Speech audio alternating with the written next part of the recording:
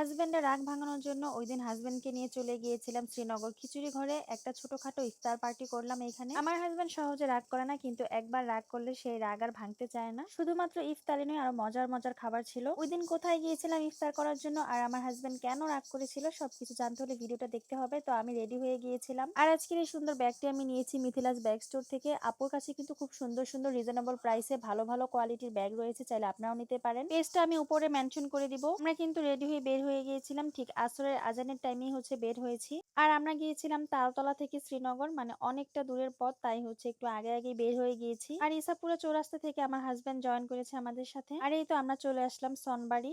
আর শ্রীনগর যাওয়ার পথে রাস্তাঘাট গুলা এত সুন্দর, আমার কাছে তো বিক্রমপুর মুন্সিগঞ্জের সব রাস্তাই খুবই ভালো লাগে। আর এই তো সূর্যটা ডুবে যাবে এই অবস্থায় কিন্তু খুবই সুন্দর লাগছিল।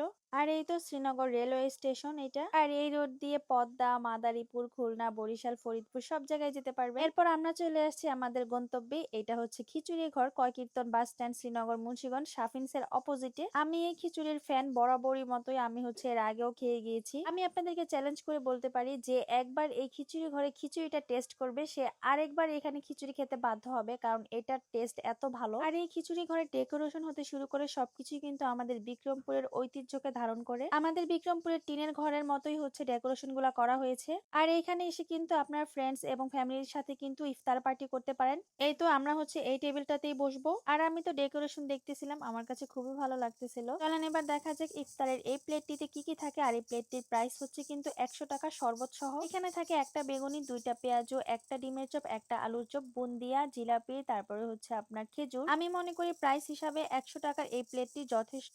ইফতারের আগ মুহূর্তে দেখেন সবাই কিন্তু ইফতারের প্রিপারেশন নিচ্ছে। আর এই জায়গাটাতে মোটামুটি খুব ভালো কাস্টমার ছিল, কারণ খিচুড়ি ঘর কিন্তু খাবারের কোয়ালিটি মেনটেন করে। আজানের সময় হয়ে গেছে, এখন আমরা ইফতার করছি। আর প্রথমে তো আমরা খেজুর দিয়ে ইফতারটা শুরু করি। আমার হাজবেন্ড যদিও ডায়েট করে, তেল চর্বি খেতে চায় না, কিন্তু খিচুড়ি ঘরের আইটেম গুলো বেশ মজা ছিল, তাই সবকিছুই আমরা খেয়েছি। ভাজা পোড়ার আইটেম গুলাও কিন্তু মচমচে ছিল। এরপর আমরা খিচুড়ি অর্ডার করেছিলাম, আর এই খিচুড়িটা তো আমার বেশ পছন্দের। এই খিচুড়িটার জন্যই মূলত আমি এত দূরে চলে আসি। এখন আমি খিচুড়িটা টেস্ট করব। আর খিচুড়ির সাথে খাওয়ার জন্য কিন্তু এইখানে খুব মজার একটা সালাদ পাওয়া যায়। সালাদটা কিন্তু কাসুন্দি দিয়ে বানানো হয়।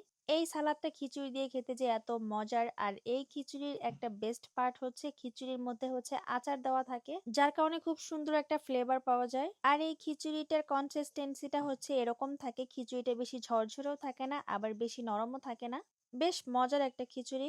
আমরা তো এই খিচুড়ির ফ্যান হয়ে গেছি সবাই। সময় পেলে দৌড় দিয়ে চলে যাই এই খিচুড়ি খাওয়ার জন্য। আর খিচুড়িতে কিন্তু ভরপুর মাংস দেওয়া থাকে, আর এই রকম আমের আচারের টুকরা পাবেন। খিচুড়ি খাওয়ার পর সাথে অর্ডার করেছিলাম মালাই চা। এই মালাই চাটার কথা কি বলবো, এতটা মজার ছিল। আর চিনির পরিমাণটা একদমই পারফেক্ট ছিল, যারা ডায়েট করে তারাও খেতে পারবে। আর মালাই চার মধ্যে কিন্তু প্রচুর পরিমাণে মালাই দেওয়া থাকে, আর সাথে এক্সট্রা করে দেওয়া হয়েছিল গুঁড়া দুধ, যার জন্য খুব সুন্দর একটা ফ্লেভার আসতেছিল। খুবই ভালো লাগছে আমার কাছে। আর আপনাদেরকে তো এখনো বললাম না আমার হাজবেন্ড কি জন্য রাগ হয়েছিল। আসলে কয়েকদিন আগে আমি আমার মামাতো বোনদের সাথে নদীর পাড়ে ইফতার করেছিলাম। বাসায় আসার পর সে আমাকে বলতেছে, তুমি আমাকে ছাড়াই একা একা নদীর পাড়ে গিয়ে ইফতার করেছো। তাই আমি হাজবেন্ডকে নিয়ে চলে আসলাম শ্রীনগর খিচুড়ি ঘরে, এইরকম সুন্দর একটা ওয়েদারে ইফতার করার জন্য। আমরা একটা অটো নিয়ে চলে আসছিলাম এম রহমান শপিং কমপ্লেক্সে। এখান থেকে টুকিটাকি কিছু শপিং করলাম, এরপর বাসায় চলে গেলাম। আজকের ভিডিও পর্যন্ত, আল্লাহ হাফেজ।